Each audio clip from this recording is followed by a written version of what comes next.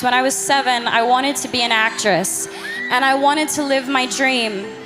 And when I was 11, I had a casting director tell me that I wasn't strong enough to carry my own show.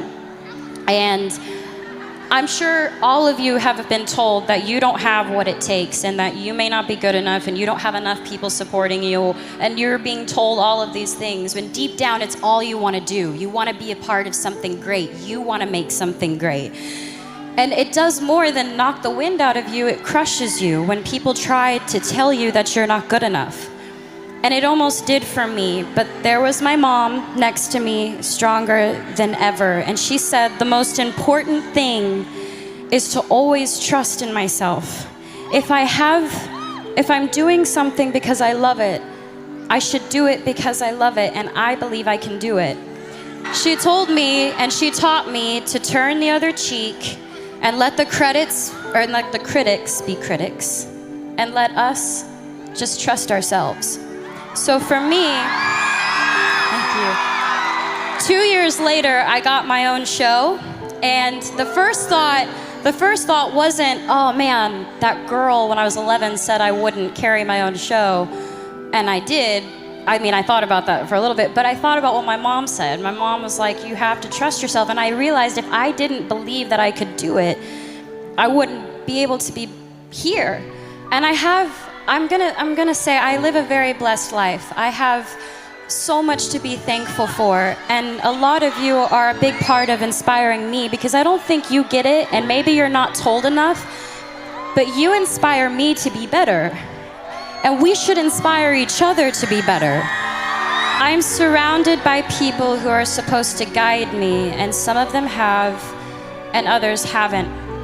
They pressure me. There's so much pressure. You gotta be sexy, you gotta be cute, you gotta be nice, you gotta be all these things.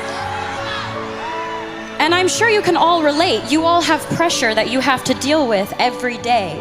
I'm sure with school, with work, with friends, with parents, with family, with parents, I know sometimes of mine. They tell me what to wear, how to look, what I should say, how I should be. Until recently, I had given in to that pressure. I lost sight of who I was. I listened to opinions of people, and I tried to change who I am because I thought that others would accept me for it. And I realized I don't know how to be anything but myself. All I really want you to know is that you are changing the world. I'm not changing the world, you're changing the world, and that's amazing. Please just be kind to each other and love and inspire people, because let's do it, let's do it. Let's change the game, let's change the game. The most important thing is that we learn, and we continue to learn from each other. Please stay true to yourself. Please just remain who you are, and know that we have each other's back. All of us have each other's back. Be proud of yourselves. This is great. They're saying I'm dating too much in my 20s. Okay, I'll stop. I'll just be single for years. Now they're saying my album Red is filled with too many breakup songs. Okay, I'll make one about moving to New York and deciding that really my life is more fun with just my friends. Oh, they're saying my music is changing too much for me to stay in country music. All right.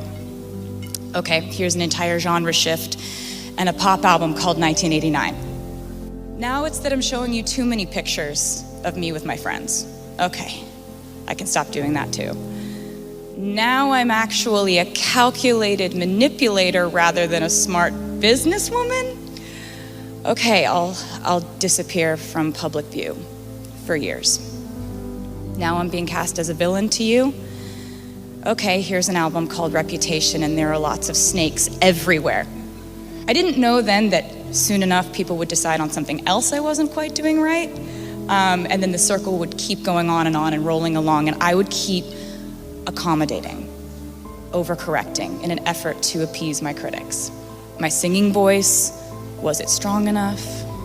Was I a little bit pitchy? All of a sudden, they weren't sure if I was the one writing the songs, because sometimes in the past I had co-writers in the room. So then I decided that I would be the only songwriter on my third album, Speak Now, and that I would tour constantly work on my vocals every day, and perfect my stamina in a live show. I decided I would be what they said I couldn't be. At that time, I couldn't understand why this wave of harsh criticism had hit me so hard. And now I realize that this is just what happens to a woman in music if she achieves success or power beyond people's comfort level. I now have come to expect that with good news comes some sort of pushback, but I didn't know that then. But you know, I've learned that the difference between those who can continue to create in that climate usually comes down to this: who lets that scrutiny break them, and who just keeps making art. I've watched as one of my favorite artists of this decade, Lana Del Rey. She was ruthlessly criticized in her early career, and then slowly but surely she turned into, in my opinion, the most influential artist in pop.